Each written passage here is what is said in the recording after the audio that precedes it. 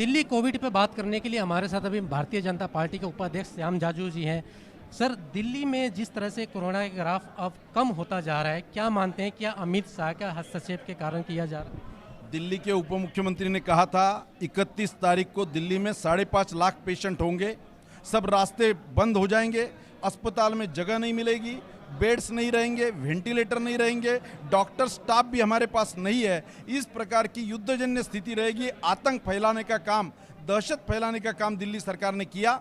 उसके बाद हमारे गृह मंत्री अमित शाह जी ने दिल्ली का कार्यभार अपने हाथ में लेकर जिस प्रकार के स्टेप्स उठाए, पैरामेडिकल स्टाफ की मीटिंगें की और युद्ध स्तर पर काम करके जो काम किया है, डेडिकेटेड अस्पताल बनाए, बेड्स की संख्या में वृद्धि की, सामाजिक संस्थाओं का सहयोग लिया और उसका आज नतीजा ये निकल रहा है। दिल्ली में रिकवरी रेट सबसे ज़्यादा है, 88% रिकवरी रेट पूरे विश्व में सबसे ज़्यादा आज दिल्ली का है।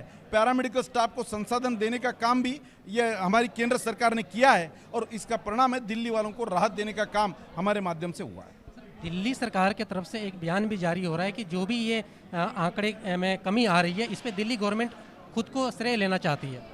दिल्ली की जनता जानती है रास्ते पर कौन घूम रहा था। एक भी आम आदमी पार्टी का विधायक रास्ते पर नहीं था।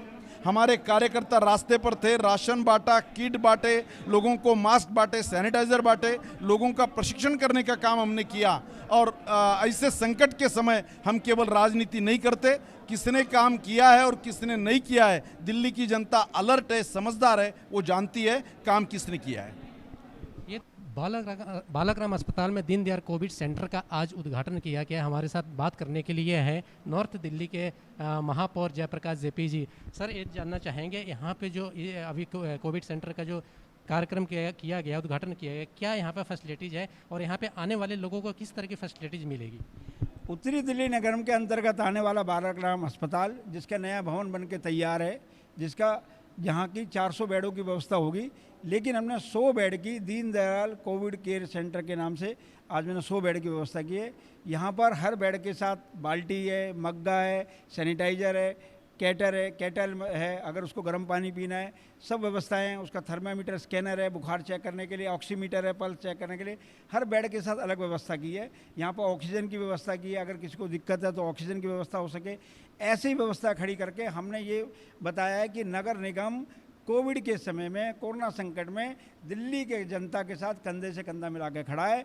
हमने सफाई हमने की, सैनिटाइज हमने किया, मेडिकल वेस्ट हमने उठाया, डोर टू डोर जाके मैपिंग हमने की। नगर निगम लगातार काम कर रही है और आज आइसोलेशन सेंटर की ज़रूरत है तो नगर निगम तैयार कर रहा है, हॉस्पिटल की ज़रूरत है तो हमारा इंदौर अस्पताल कोविड डेडिकेटेड हॉस्पिटल है। हम लगातार दिल्ली की जनता के हित के लिए काम कर रहे हैं।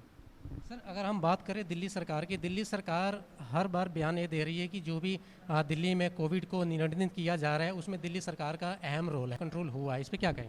देखो, दिल्ली सरकार का अहम रोल होता तो दिल्ली सरकार कभी ये नहीं कहती कि दिल्ली में 5 लाख केस आने वाले हैं। दिल्ली सरकार कभी ये नहीं कहती कि पहले कहते हमने 30,000 बेड की व्यवस्था कर दी है, बाद में बोले हमारे बेड ही नहीं है। अब 80,000 बेड कहाँ से आएंगे? रेलवे ने बेड दिए, राधा स्वामी सत्संग व्यास की जो वहाँ पे बेडों की व्यवस्था की गई, DRDO का अस्पताल खड़ा किया गया। भारत सरकार ने आगे बढ़ करके राजनीति से ऊपर हट करके हमारे गृह मंत्री जी ने दिल्ली देश की राजधानी उसको बचाने के लिए काम किया और नगर निगम पहले दिन से दिल्ली को बचाने के लिए काम कर रहा है। जब संकट काल होता है तो संकट काल में सबको मिलकर काम करना होता है। संकट काल में तेरा मेरा नहीं होता, उस समय दिल्ली को बचाना होता है। लेकिन दिल्ली की आम आदमी पार्टी की सरकार सिर्फ तेरे मेरे के चक्कर में पड़ी हुई है। उनको वो श्रेय लेने का काम करती हैं, काम करना